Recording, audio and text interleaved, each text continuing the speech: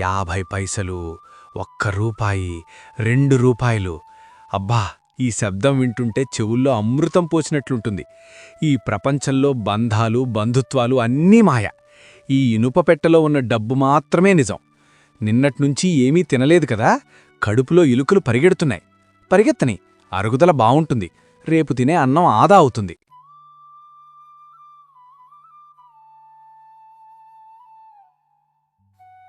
ఏమిటి పుల్లయ్యా, పొద్దున్నే ఆ ఇనప పెట్టెతో కొస్తా పెడుతున్నావు? మళ్ళీ ఆ డబ్బులేనా లెక్కలు? ఈ ప్రపంచంలో డబ్బు కాకుండా వేరే విషయాలు కూడా ఉన్నాయి తెలుసా? వేరే విషయాలా? డబ్బు లేకపోతే ఆ వేరే విషయాలు కూడా ఉండవు వెంకన్నా. అయినా నువ్వెప్పుడొచ్చావు? గాలికి తలుపులు తెరుచుకున్నాయా? తలుపులు అరిగిపోతాయి కదా, మెల్లగా తీయొచ్చుగా. నీ పిసినేరకనం తగిలి. సరేగాని, నీ వయసుకి పెళ్లి చేసుకోవాలి. ఎన్నాళ్ళు ఇలా పాత పెట్టిన పట్టుకుని ముసలివాడివైపోతావు? నీకో మంచి పెళ్లి సంబంధం చూశాను. పెళ్ళా? శివ, ఎంత మాటన్నావు వెంకన్నా. పెళ్ళంటే మాటలా? పందిరి వెయ్యాలి, భోజనాలు పెట్టాలి, బట్టలు కొనాలి. ఇవన్నీ నా వల్ల కావు. పెళ్లి చేస్తే నా పెట్టె ఖాళీ అవుతుంది కానీ డబ్బులు ఆదా అవుతాయా చెప్పు? ఆదా అవుతాయని రగులుకున్నావా పిచ్చి పొల్లయ్యా? మంచి భార్య వస్తే డబ్బు ఆదా చేసుకోవడంలో నీకన్నా ఎక్కువ సహాయపడుతుంది. హోటల్ ఖర్చులు తగ్గుతాయి, ఇంట్లో పనులు చేసేవాళ్లుంటారు. ఇది జీవితాంతం ఆస్తిలాంటిదిరా, ఖర్చు కాదు. అంటే ఫ్రీగా పని మనిషి దొరుకుతుందంటావు. నీ మాటలు కొంచెం లాజిక్గానే ఉన్నాయి వెంకన్నా. కానీ పెళ్లికి ఎంత ఖర్చవుతుందో, ఆ అమ్మాయి రోజుకు ఎన్ని పూటలు తింటుందో. అమ్మాయి చాలా మంచిది, పేరు లక్ష్మి. చాలా సాదాసేదాగా ఉంటుంది. ఆడంబరాలు అస్సలు నచ్చవు. రేపు ఆ అమ్మాయి వాళ్ళు నిన్ను చూడటానికి వస్తున్నారు. కాస్త మంచి బట్టలేసుకుని సిద్ధంగా ఉండు. రేపా? రేపంటే వాళ్లకి కాఫీ టీలివ్వాలి. కనీసం నీళ్లు కూడా ఇవ్వకూడదనుకున్నానే. మంచినీళ్ళిస్తే ఫిల్టర్ పాడవుతుంది కదా. మరీ అంత కక్కుర్తి పడకపోల్లయ్యా. రేపు నేను కూడా వస్తాను. నీకెక్కడా రూపాయి ఎక్కువ ఖర్చు కాకుండా నేను చూసుకుంటాను. The next day. రండి రావుజీగారు, దయచేయండి. నా ఇంట్లో కుర్చీల్లేవు.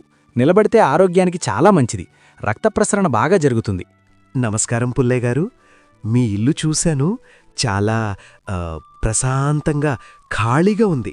అవునవును, వస్తువులుంటే ఇల్లు ఇరుకైపోతుంది. ఏసీ పెడితే వాతావరణం పాడవుతుంది. ఫ్యాన్ వేస్తే కరెంటు కాలిపోతుంది.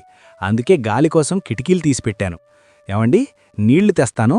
ఒక్కొక్కరు సగం గ్లాస్ మాత్రమే తాగండి, గొంతు తడవడానికి అంతే. నీళ్లు తాగుతూ ఆ ప్లేట్లో ఉన్న 3 పల్లీలు చూసి చిరునవ్వుతో, మీ ఇల్లు చూస్తుంటే మీకు డబ్బంటే చాలా ఇష్టంలాగా, పొదుపంటే ప్రాణంలాగా అనిపిస్తోంది. డబ్బంటే ఇష్టమా? కాదు, డబ్బు ఆదా చేయడం ఇష్టం. ఎక్కువ ఖర్చు చేస్తే డబ్బు పోతుంది, తక్కువ ఖర్చు చేస్తే డబ్బుంటుంది. Simple logic. ఇదిగోండి, తీసుకోండి.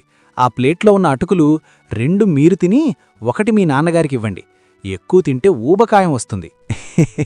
పొల్లయ్య గారికి ఆరోగ్యం మీద శ్రద్ధ ఎక్కువ రావుజీగారు. ఏదీ వృధా చేయడం ఇష్టముండదు. అది సరే పుల్లయ్యగారు, మా అమ్మాయికి ఏవైనా కట్నం, అదే లాంఛనాలు లాంటివి మీరేవైనా ఆశిస్తున్నారా? కట్నం వద్దు కానీ ఒక పనిచేయండి. మీ అమ్మాయికి పెళ్లికి ముందే ఒక 10 ఏళ్లకి సరిపడా బట్టలు, పౌడర్ డబ్బాలు, సబ్బులు కొనేసి పంపించేయండి. మా ఇంట్లో ఆ ఖర్చులు ఉండకూడదు. పుల్లేగారు, నాకు ఎక్కువ ఖర్చు చేయడం ఇష్టం లేదు. నేను చాలా సాధారణ జీవితం గడుపుతాను. నాకు ఖరీదైన చీరలు, నగలు అక్కర్లేదు. భేష్, చాలా మంచి లక్షణం. నాకంటే పిసినారి, నాకంటే పొదుపైన భార్య దొరికింది వెంకన్న. ఆడంబరాలు నచ్చవు కదా. అయితే మన పెళ్లికి పందిరి వేయడం, బ్యాండ్ మేడం, పూల అలంకరణ, భోజనాలు ఇవన్నీ అవసరం లేదు కదా. రిజిస్టర్ ఆఫీస్కి నడిచి వెళ్ళిపోయి సంతకం పెట్టేద్దాం. The next day. రండి పుల్లయ్య గారు, పెళ్ళికొడుకు మీరేనా? ఇదిగోండి, ఈ పట్టుచీర చూడండి, ధర్మవరం పట్టు. పెళ్లికూతురు కడితే మహాలక్ష్మిలాగా ఉంటుంది. అబ్బా, భలే మెత్తగా ఉందయ్యా. దీని ఖరీదెంతా? మీకు కాబట్టి కేవలం 5,000 రూపాయలు మాత్రమే సార్. 5,000? 5,000తో నేను 10 ఏళ్లు బతకగలను. అసలు ఈ చీరలో వాడిన దారమెంత, రంగు ఎంత? మహా అయితే ఒక 50 రూపాయలవుతుంది. 50 రూపాయలిస్తాను, ప్యాక్ చెయ్యి. 50 రూపాయలకి ఈ షాపులో కర్చీఫ్ కూడా రాదు సార్. మీరు బట్టల షాపులోకి వచ్చారా, లేక కూరగాయల మార్కెట్కి వచ్చారా? పొల్లయ్యా, పరువుదీయకు. పెళ్లికి మంచి చీర వాడాలి. అది దేవుడి ప్రసాదం లాంటిది. దేవుడు గుళ్ళో పైబట్ట లేకుండానే ఉంటాడు వెంకన్న. అసలొక పని చేద్దాం. ఆ మూల చిన్నపిల్లల ఫ్రాక్స్ ఉన్నాయి గదా, అందులో పెద్ద సైజు ఏమైనా ఉంటే ఇవ్వు షావుకారు. 200లో అయిపోతుంది. తక్కువ క్లాత్ గదా. ఒరేయ్, పెళ్లికూతురికి ఫ్రాకేస్తావా? నా పరువెందుకు తీస్తావు? ఆ 2000 చీర తీసుకో, ఆ డబ్బులు నేనిస్తాలే. అలా దారికి రాసావు గారు. వెంకన్న డబ్బులిస్తాడట. ఆ 5000 చీర ప్యాక్ చెయ్యి. అలాగే నాకు ఫ్రీగా ఒక కర్చీఫు 10 అగ్గిపెట్లు కూడా ఇవ్వు. వెంకన్న, పెళ్లికి పూజారి గారు ఎంత తీసుకుంటారు? గంటలు గంటలు మంత్రాలు చదివితే ఎక్కువ డబ్బులు అడుగుతారు కదా. పూజారి గారికి దక్షిణ ఇవ్వాలి పుల్లయ్యా, అది ఆచారం. ఆచారమా మన్నునా? పూజారి గారికి చెప్పు, మంత్రాలను 2x స్పీడ్లో చదివేమని చెప్పు. లేదా యూట్యూబ్లో మంత్రాలు ప్లే చేసి ఫోన్ ముందు పెడతాను. ఫ్రీగా అయిపోతుంది. ఒరేయ్ పుల్లయ్యా, పెళ్లికి ముహూర్తం ఉదయం 10 గంటలకు పెట్టారు పూజారి గారు. 10 గంటలకా? 10 గంటలకైతే జనాలొస్తారు వెంకన్న. అదేదో ఉదయం 4 గంటలకు పెట్టమను. కరెంటు బిల్లు ఆదా అవుతుంది. పైగా ఆ టైంలో ఎవ్వరికీ ఆకలి కూడా వేయదు. టిఫిన్ ఖర్చు మిగురుతుంది. 4 గంటలకైతే ఎవరూ రార్రా బాబూ, కనీసం బంధువులైనా ఉండాలి గదా. అదే గదా నాకు కావాల్సింది. నేను, నువ్వు, పెళ్లికూతురు, వాళ్ళ నాన్న, ఈ నలుగురం చాలు. అంతకంటే ఎక్కువ మందొస్తే కుర్చీలు అద్దెకి తేవాలి. పుల్లయ్య గారు, మా బంధువులు ఒక 50 మంది వస్తున్నారు. వాళ్ళకి భోజనాలే గదా రావుజీ గారు, పెట్టిద్దాం. కానీ ఒక షరతు, వాళ్ళందర్నీ క్యారేజీలు తెచ్చుకోమని చెప్పండి. పర్యావరణ పరిరక్షణ కోసం మనం ప్లాస్టిక్ ప్లేట్లు, విస్తరాకులు వాడట్లేదని ఒక బోర్డు పెట్టేద్దాం. ఎవరి క్యారేజీలో వాళ్ళు తింటే సింక్లో గిన్నెలు తోమే పని కూడా తప్పుతుంది. ఏమంటున్నారు పుల్లయ్య గారు? పెళ్లికొచ్చిన వాళ్ళని క్యారేజీలు తెచ్చుకోమనాలా? అతని ఉద్దేశం అది కాదు రావుజీ గారు. బయట ఫుడ్డు పడక ఎవరికైనా ఆరోగ్యం పాడవుతుందేమో అని ఆయన బాధ. భోజనాల సంగతి నేను చూసుకుంటాను గదా, మీరు కంగారు పడకండి. అవును పుల్లయ్య గారు, మీరేమీ ఖర్చు చేయనక్కర్లేదు. నేనన్నీ చూసుకున్నాను. 1 hour later. మాంగళ్యం తంతునానేన మమ జీవన హేతునా. పుల్లయ్య గారు, పెళ్లిపేటల మీద కూర్చోండి.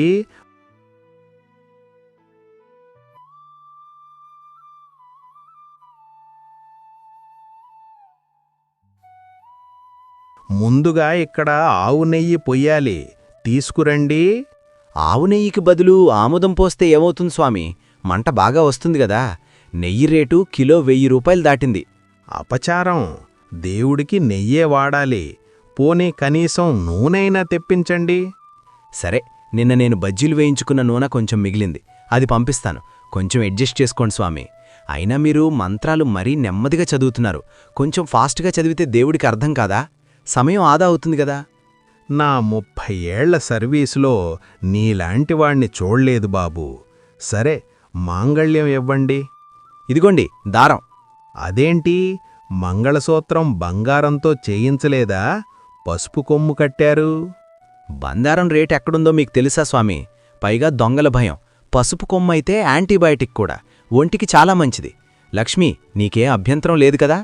నాకే అభ్యంతరం లేదు పుల్లయ్య గారు. బంగారం కన్నా మీ మనసు ముఖ్యం నాకు. చూశారా, లక్ష్మికి నా మనసు అర్థమైంది. బంగారం కొనాల్సిన 2 లక్షలు ఫిక్స్డ్ డిపాజిట్ చేశాను, వడ్డీ వస్తుంది. ఏవండి, పెళ్లికొచ్చిన బంధువులకు రిటర్న్ గిఫ్ట్స్, తాంబూలాలు ఏవైనా ఇద్దామా? ఖచ్చితంగా ఇద్దాం లక్ష్మి. అందరికీ నేను స్వయంగా నా చేతులతో తాంబూలాలిస్తాను. కాకపోతే లోపల కొబ్బరికాయలు, పండ్లు వద్దని చెప్పు. ఆ కవర్లలో నిన్నటి ఈనాడు పేపరు, 2 వేపాకులు పెట్టిద్దాం. చదువుకోడానికి పేపరు, ఆరోగ్యానికి వేపాకు. అద్భుతమైన గిఫ్ట్ గదా. ఒరేయ్, ఆ గిఫ్ట్స్ చూస్తే వచ్చిన బంధువులు నిన్ను తరిమి తరిమి కొడతారు. కొడితే కొట్టని వెంకన్న. హాస్పిటల్కి వెడితే ఇన్సూరెన్స్ ఎలాగో ఉంది, ఫ్రీగా ట్రీట్మెంట్ అయిపోతుంది. కానీ ఆ తాంబూలాల ఖర్చు మాత్రం నేను భరించలేను. అవును వెంకన్న. సరే, ఈరోజు నాకు చాలా సంతోషంగా ఉంది. పెళ్లికొచ్చిన వాళ్ళందరికీ ఈరోజు నా ఖర్చుతో వేడివేడి టీ కాదు భోజనాలు పెట్టిస్తాను. ఆ పెట్టెలో డబ్బులు ఈరోజే బయటికి తీస్తాను. 1 hour later. ఏమిటి పుల్లయ్యా, అన్నీ అయిపోయాయి గదా, మరి పెళ్లి కూతుర్ని మీ ఇంటికి తీసుకెళ్ళడానికి కారేవైనా మాట్లాడమంటావా? కారా? లీటర్ పెట్రోలు 100 రూపాయలు దాటింది. కారు మాట్లాడితే కనీసం 500 లాగుతాడు. మనిల్లిక్కడికి కేవలం 2 కిలోమీటర్లే గదా, నడుచుకుంటూ వెళ్దాం. నడిస్తే మోకాళ్ళ నొప్పులు రావు. పైగా ఇందాక తిన్న పెళ్లి భోజనం బాగా అరుగుతుంది. ఏవండి పుల్లయ్య గారు, నా కూతురు పెళ్లి బట్టల్లో ఆ నగలతో 2 కిలోమీటర్లు ఎలా నడుస్తుంది? నాకే ఇబ్బంది లేదు నాన్నగారు. నడవడం ఆరోగ్యానికి మంచిదే కదా. అంతేకాదు, నా కొత్త చెప్పులు అరిగిపోకుండా వాటిని తీసి చేతిలో పట్టుకుని చెప్పుల్లేకుండా నడుస్తాను. చెప్పుల ఖర్చు కూడా ఆదా. అద్భుతం. ఆహా, నాకంటే పొదుపు తెలిసిన ఇల్లాలు దొరికింది నాకు. పద లక్ష్మి, పద. మనం ఆ పక్క సందులోంచి వెళ్దాం. మెయిన్ రోడ్డు మీద వెళితే అడుక్కునేవాళ్లు డబ్బులు అడుగుతారు. వీడికి సరైన మొగుడు, అదే సరైన పెళ్ళం దొరికింది. ఇక వీడి పని గోవింద. మరి ఫస్ట్ నైట్కి పాలు పళ్ళు స్వీట్లు అన్నీ ఏవైనా కొని తీసుకురానా పుల్లయ్య?